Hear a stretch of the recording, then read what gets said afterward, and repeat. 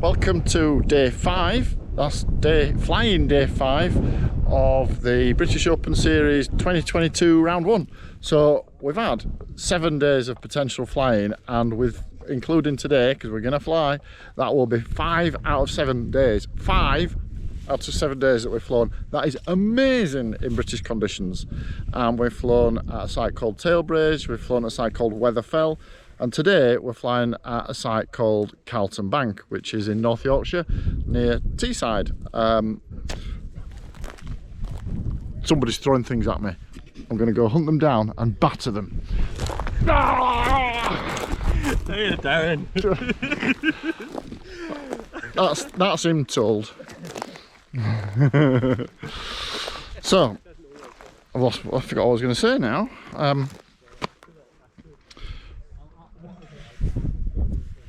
Completely lost the plot now. You hit me right on the head then. So what's going to happen now? We've all rigged up our hang gliders and we're waiting for the meet director to give us a briefing on where the race will take us today. I suspect it'll take us that way, sort of south and towards the east, so southeasterly, because the wind is from the west with a little bit of north in it. But if we went directly east from this site, we wouldn't go very far before we're at the coast. So that's why we'll probably be flying a crosswind. It's quite strong on launch, well, probably 15 to 20 miles an hour strength of wind, almost directly on the hill, maybe a little bit off to the south, and it's looking like a good place, good time to fly. So I'm going to get ready now and we'll give you some more updates in there. Hey, on your heads! Thank you very much. Yeah, hang strap's fine. Nuts and nipples in. You all there? Oh. Yeah. Okay, release. Release.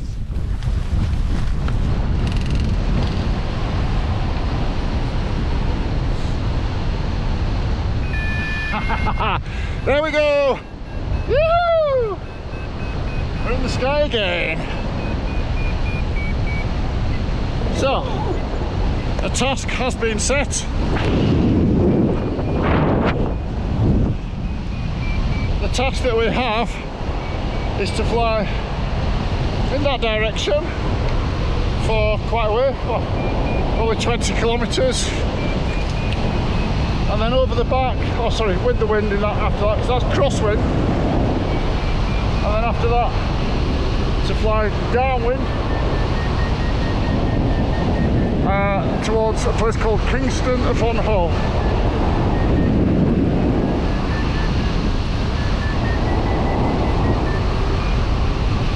So Richard Hunt was the first person to take off and I was the second. Richard's got in a thermal and he's called a 4 up. That's 400 feet a minute. But I'm not sure if that's just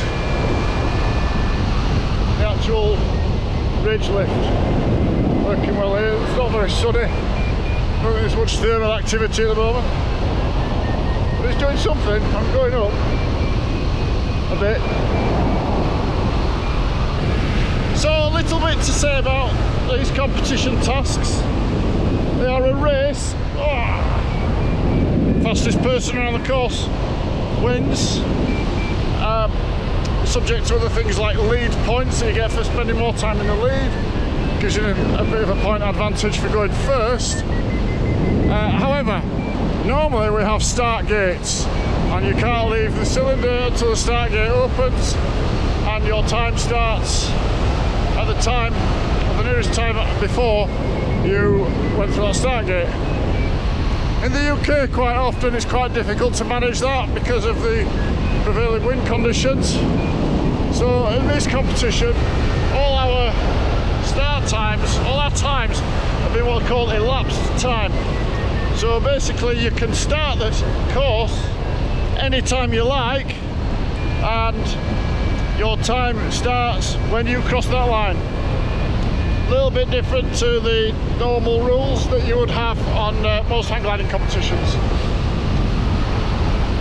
Well, I've gone on a glide past the first gap onto the next bit of ridge, which doesn't look to be working very well. Bugger.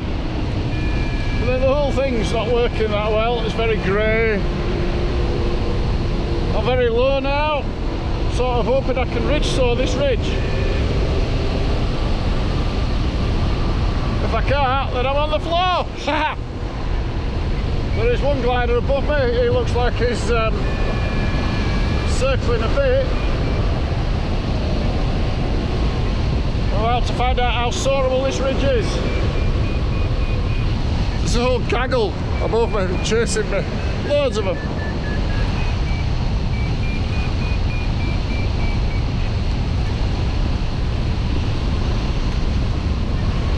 They're all going, "That's a great idea, Darren.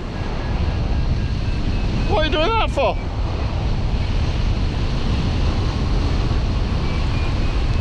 There is some lift around here anyway. Is it going to be enough to get me up high? Let's see. Well, it looks like we're starting to get up from that little bit. Slowly. It's slowly catch a monkey. Not that I've seen any monkeys up here except for me.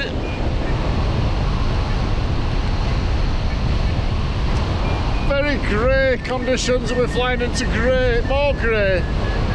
Trouble is, these conditions do not favour me because I'm rubbish in the weak stuff. So I'll just have to do my best. Good practice though, isn't it?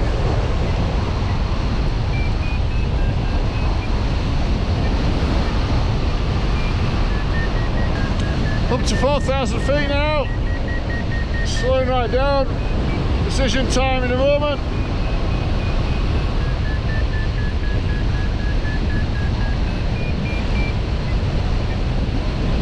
Probably going to leave this and try and press on.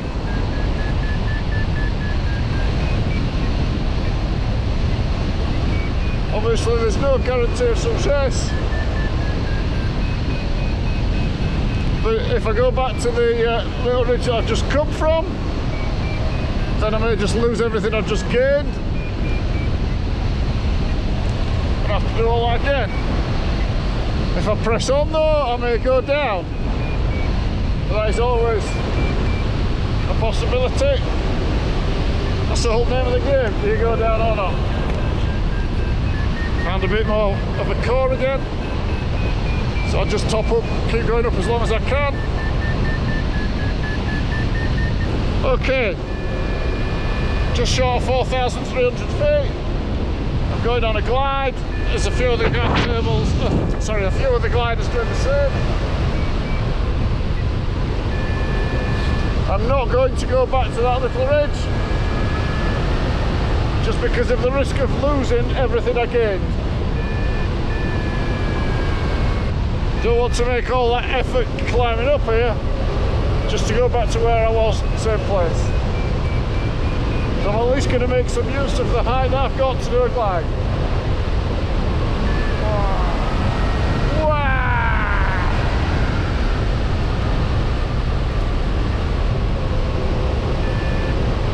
Hopefully I'll find another thermal on the way. So I've just about jumped the next gap. I've been watching a glider, hang glider and a rigid wing beneath me, in front. They've been searching for lift and it looks like they've found something. And I'm coming in and pushing them down. Or I will be in a minute. I'm hoping they've got something worth having and then we can all three of us go up in it together. But we'll see in just a minute. They're not going around very tightly, so it's clearly not going to be very good, but hopefully it will be enough to get us all up. But they are going round in it, which signifies that there must be something there.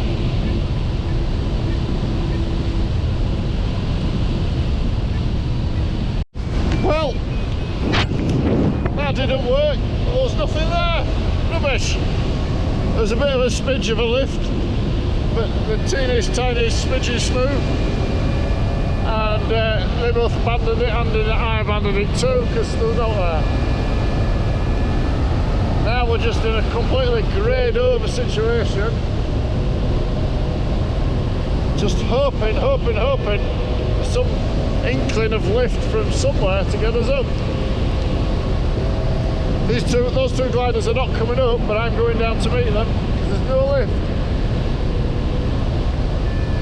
So it could be an early bath for the three of us, unless we can find a smidgery smoot of some lifty thermal. So when we get in this position, we're on gliding, we're trying to get as far as we can. And glider pilots, we always point our toes like it's going to push us that much further. I think it's like a nervous thing. I'm pointing my toes now, just to make my toes make me go a bit further. I'm like, come on, come on! Not working though.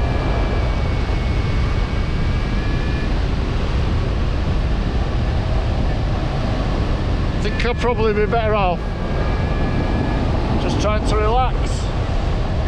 Not easy though when you're just getting lower and lower. Come on, get me up! Can't really see myself going up from here because the sky is so grey. Been in this position before. Grey, grey, grey.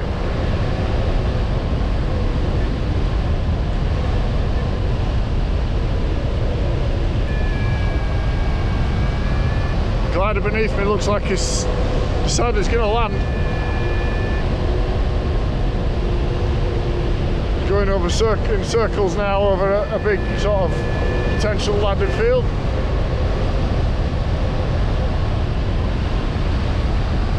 But there is another one in reach. So the difficulty in deciding on these landing fields in this terrain is working out the slope of the terrain. Because you want ideally it to be sloping upwards as you're going along it, not down. Down slope more difficult to land on, up slope's easier. But everything just looks flat. So we will see. One over here that I'm looking at looks a bit more upslopey than the one that my friend has circling over. I think he's changed his mind anyway now and he's coming towards where I am. In fact, there's a couple over here that look like potential landing fields. There's one that's quite long and gets thinner towards the end over there. That potentially could be a good landing field. Notice I'm talking about landing fields rather than getting up because I'm just not getting any lift at all on this glide. And the sky is completely greyed over. There have been some thermals earlier, but now, the bit where I am now, there's no cumulus. It's just grey skies.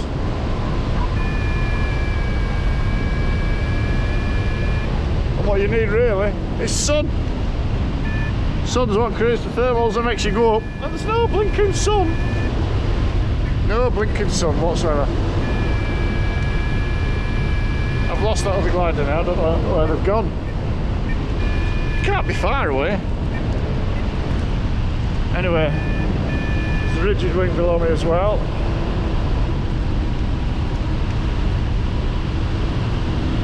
This sort of long greeny field over here looks good.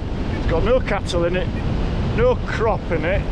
It looks like a grass field, and it looks like it's sloping up in the direction that the wind is coming down in, which makes it easier and safer to land in. It's a little bit tight in the bottom corner because there's trees there. So that just limits my approach. That might be a good field to land in. The other field to the right of it also looks like a potential. Whoa!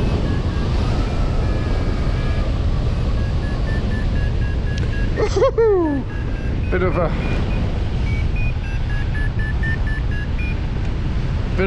of dynamic lift there off that ridge.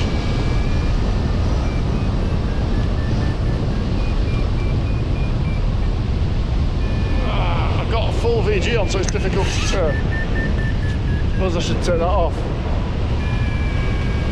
I've gone down to a quarter VG, which is ideal for turning. That's my ideal landing amount of VG as well.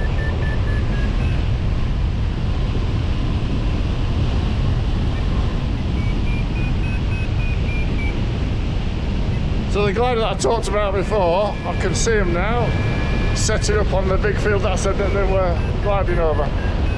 They are there now. Set to land in that field. I'll keep an eye on them, make sure that when they land they look like they're moving around and safe. That's if I'm, providing I'm not landed before them. It looks like he's on his final approach now, landing in that field, just going over the trees. It does look down slopey, to be fair. So I think maybe it was a good idea not for me to choose that field, or for me not to choose that field.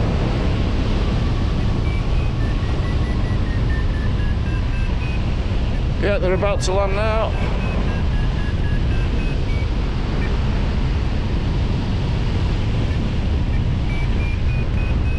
And they've gone out of sight behind a tree, of course. Look like they're down though.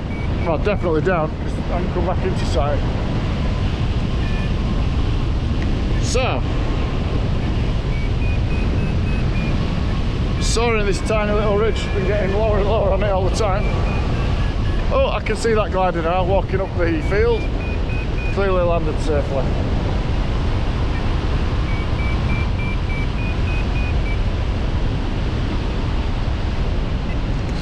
So it looks like me and the rigid wing will be landing somewhere together, I'm guessing.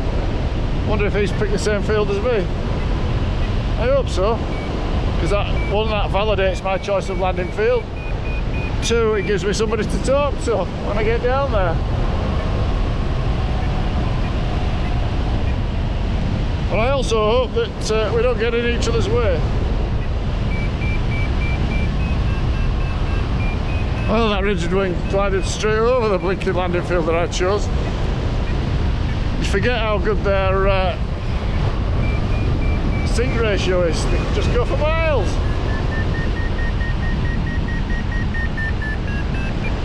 Possibly they've chosen a completely different landing field. Damn certain I won't be getting up without a miracle.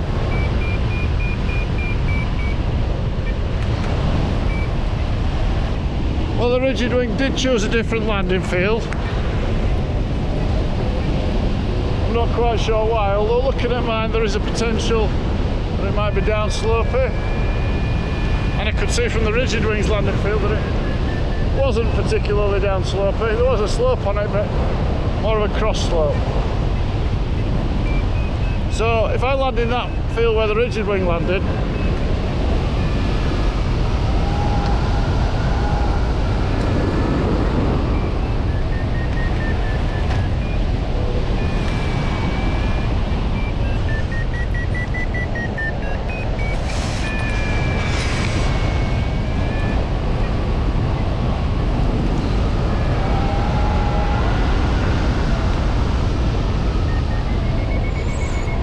oh, I had a bit of a problem then.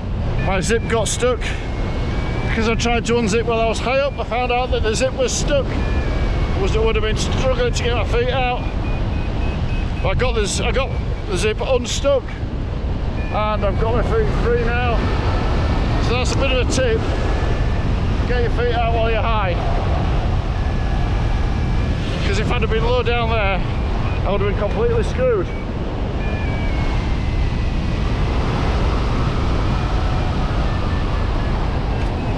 So, good tip that. Feet out, unzip while you're high up. That was a bit of a panic moment there. You might have noticed I went quiet. So, going in the same field as the rigid wing. Lots of reasons. 1, because their landing looked alright. 2, because if anything goes wrong, I've got somebody to help me.